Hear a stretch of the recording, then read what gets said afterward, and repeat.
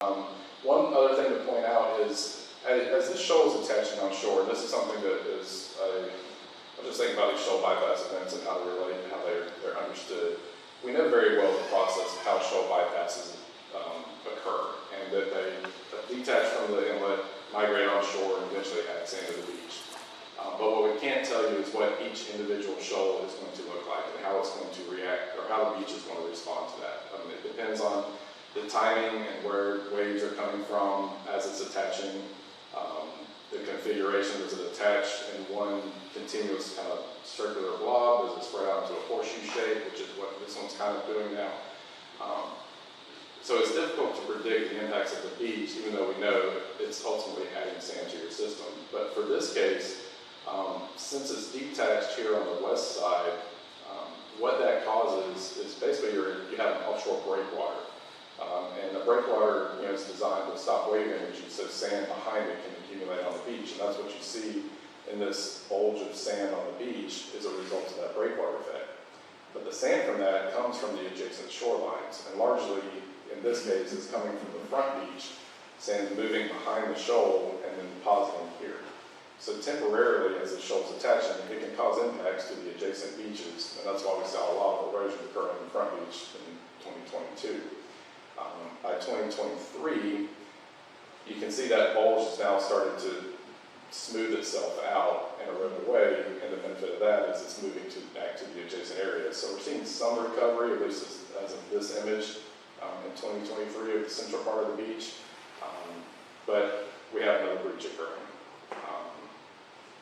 Again, through one of these thin spots, you can actually see how thin it is right here. We're talking, 10, 20 feet of very low elevation sand. So due to another event, a new breach formed. Now, the big significant thing is we have a huge shoal that's attaching now. And as you walk out there at low tide, you can see sand extends for a mile, and the sandbar that is almost beginning the attachment process here on the west side. I'll show you a more recent image here in a second. It is attaching. So that's going to be great in the long run, but I can't tell you exactly how the beach is going to respond. I can tell you that the area, I'll go ahead and kind of zoom into some of these other photos. But again, you see a little bit of a dry sand beach along the center part of the island, but obviously not anywhere near where it used to be.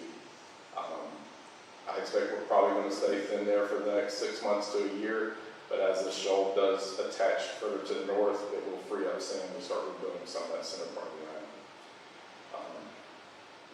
island. This image was from 2 weeks ago. Again, you see the shoal, essentially any area from this point on the eastern tip of the island all the way here is one continuous shoal. You have a little gap from where the water is going to exit from the channel. There's a chance this breach will close by itself. If the tidal prism is low enough and there's so much sand there, it can close by itself. I doubt that's likely, just because there is sufficient tidal prism in that area to maintain some type of channel. So I think it will keep itself open in some form or fashion, but it could look in a lot of different ways. You could maintain a channel here towards the south of the shoal. This could coalesce, and you may have a flushing channel up to the north or somewhere that diverts itself to the north. There's a lot of different paths that it could take should this breach be left open.